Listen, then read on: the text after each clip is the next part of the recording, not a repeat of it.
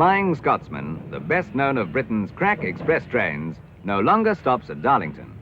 But it was between Darlington and Stockton, famous names in railway history, that a locomotive pulled a passenger train for the first time in the world. In 1825, amid a cloud of smoke and steam, it trundled through Darlington into an excited English countryside. Behind it, a man with an equally famous name, George Stephenson. And this was his locomotive, Locomotion Number 1, that pulled the train that started a new era of travel. Only a few miles from Darlington to Stockton, but a journey that was to alter man's whole tempo of living.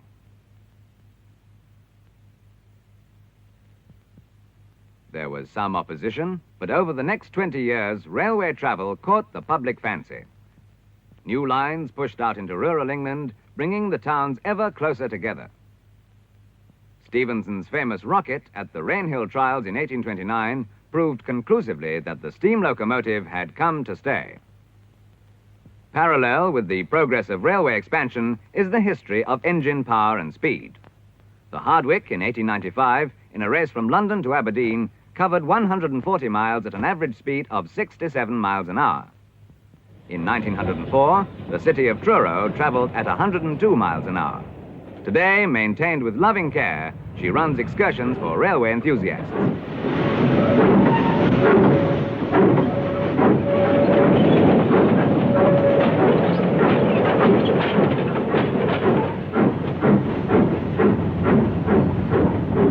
Power increased. In 1938, the Mallard wrote perhaps the final chapter in steam locomotive annals. Her 126 miles an hour still stands, a world speed record for steam.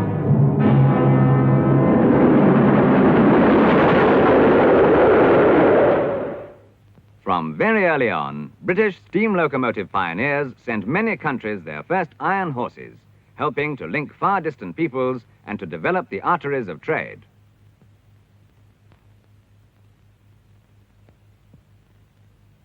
The tradition is carried on today in the export of British diesel, electric, and steam locomotives to all parts of the world. Electric traction was the first to follow steam. Its value has long been proved on routes with heavy traffic in and around great cities such as London.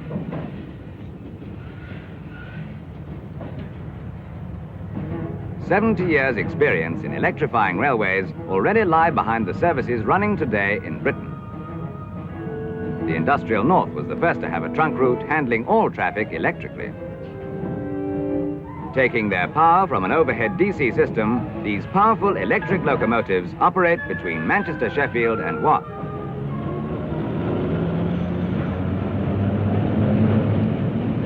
Their route lies across the 2,000-foot-high Pennine Hills, difficult terrain, especially in bad weather.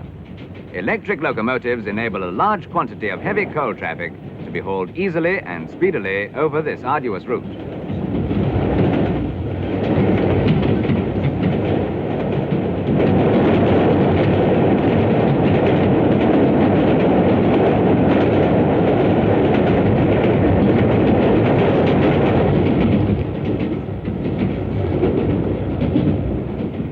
In 1955, the British Transport Commission announced a 15-year plan for the modernization of British railways.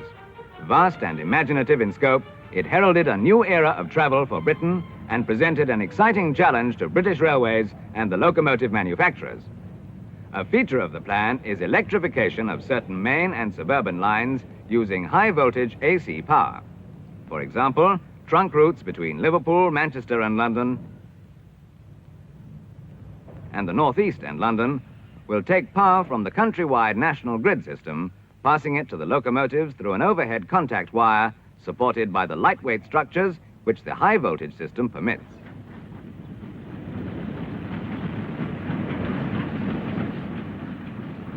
Another feature is the introduction of diesel traction on the remaining routes. Of the 2,500 diesel locomotives called for, many are already in service, different types for different purposes. The 2,000 horsepower diesel electric for express journeys from London to the north. The 800 horsepower diesel electric for heavy freight. The 1200 horsepower diesel here operated in multiple with one driving crew. The 1250 horsepower diesel electric designed for mixed traffic. The 2000 horsepower diesel hydraulic for express services to the southwest. To obtain immediate economies, diesels are already being used on routes that will ultimately be served by electric trains.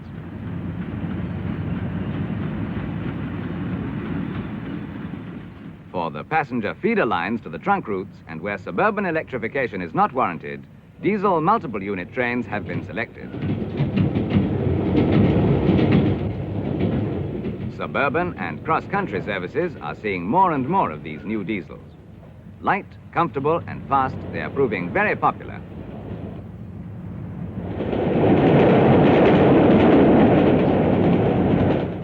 The new generation of train spotters is growing up with diesel and electric trains. During their lifetime, a changeover will take place as revolutionary as that from horse to steam, an evolution from steam to electric and diesel power.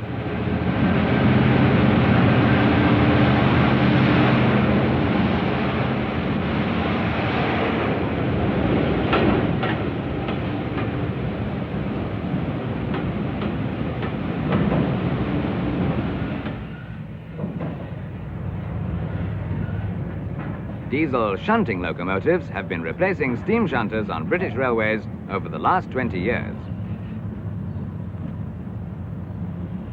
The unromantic shunting operations in the sidings and marshalling yards, seldom seen by the public, are in fact vital to efficient railway working.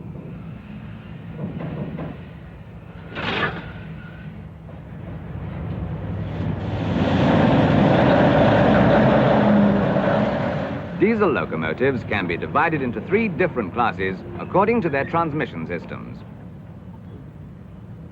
The diesel electric generates its own electricity to drive traction motors mounted on the axles.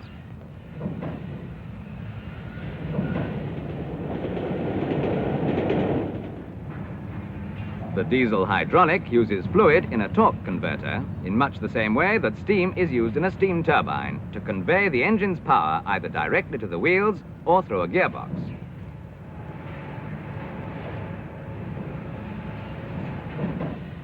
The diesel mechanical in the lower horsepower range uses a clutch or hydraulic coupling and a gearbox just like a motor car.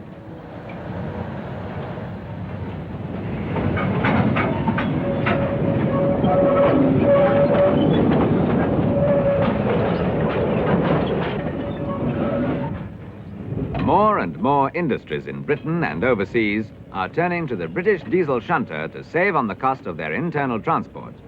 The ease and smoothness with which it handles heavy, dangerous loads adds to the diesel shunter's value in industries like steel.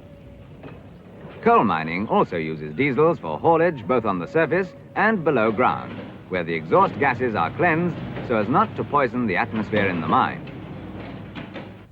In oil refineries and similar installations, where a stray spark might cause fire or an explosion, the diesel can be used in complete safety. Careful attention given to the design and maintenance of flame-proof equipment ensures that British diesel locomotives are the safest in the world.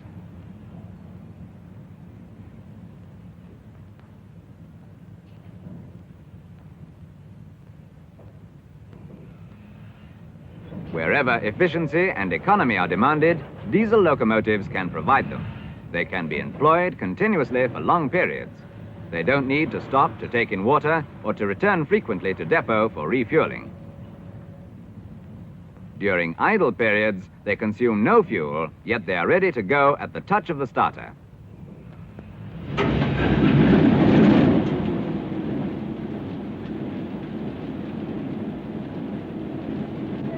It's a one-man job. No fireman is needed. And there is virtually no smoke.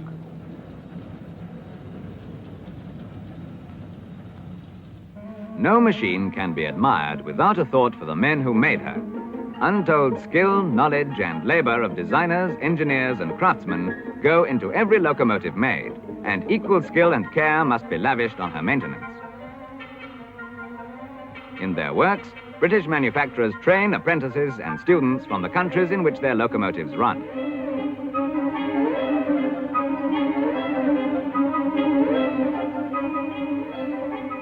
The British Railways Modernisation Plan has provided a shop window and a proving ground for the country's diesel and electric locomotives. Before an engine is sent abroad, further stringent tests are carried out in the industry's research establishments. For while one engine must be able to operate in the heat of countries like Africa or India, another must be tested for the extreme cold of a Scandinavian winter. The conditions which can be created in this refrigeration chamber are far more exacting than any the engines will come across in service.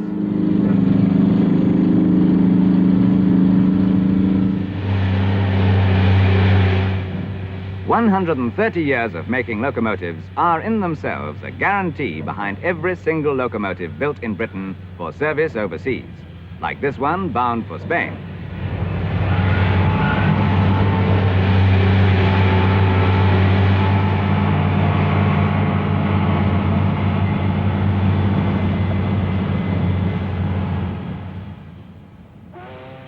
Another electric locomotive, its destination, South Africa.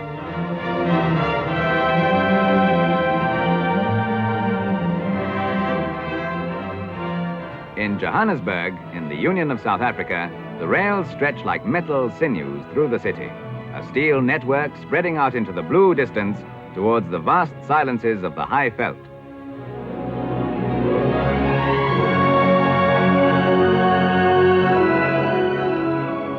Here there is plentiful cheap coal, so electricity from coal-fed power stations is used.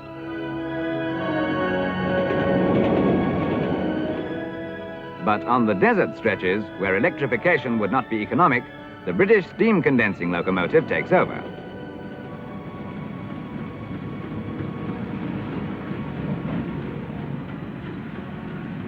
Here, the lack of water precludes the use of the conventional steam locomotive.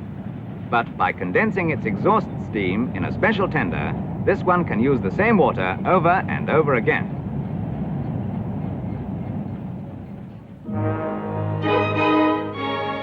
Water is also scarce 5,000 miles to the northeast in India, in the Kutch Peninsula, but here the coal fields are far away. In a country where the old and new exist side by side, the traditional bullock cart and camel contrast strangely with the 625 horsepower diesel hydraulic locomotive. But this modern form of traction can also work efficiently in the hot, dry and sandy conditions.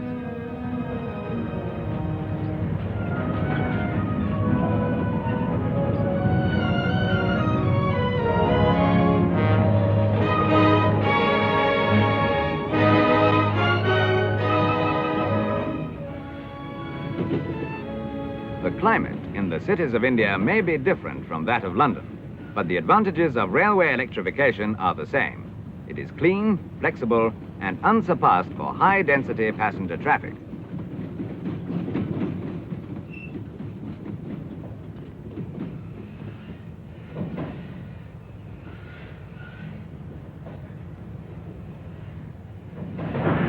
In East Africa, malarial mosquitoes and man-eating lions plagued the men who opened up the continent and drove this line from Mombasa on the coast to Lake Victoria. Today, this Bear Garrett, the most powerful meter-gauge locomotive in the world, travels on the same lightweight tracks which they laid down those 50 years ago, long before engines of its power and size were dreamed of, and hauls its heavy loads from the coast up steep inclines to Timberoa, 9,000 feet above sea level.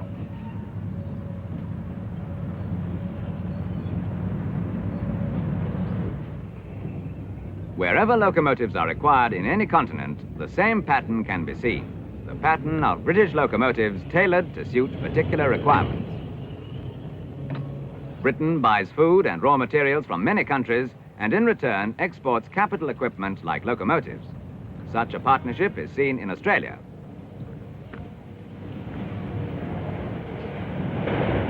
The fast Westlander diesel-electric and the country rail cars in Queensland are typical of Britain's contribution. British-built locomotives in New South Wales. These may well be hauling goods destined to go to Britain in return.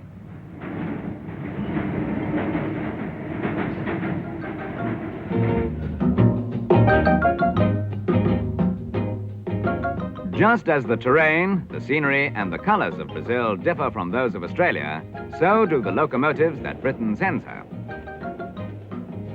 In service, their paintwork takes on a local coloring, but their working parts have been designed long before to suit the locality. The connection of British locomotive builders with Latin America is long established, Britain supplying the first locomotive to the Argentine in 1857. It is significant that today, these nations of South America, design-conscious and so modern in their outlook, should still choose British diesel and electric locomotives.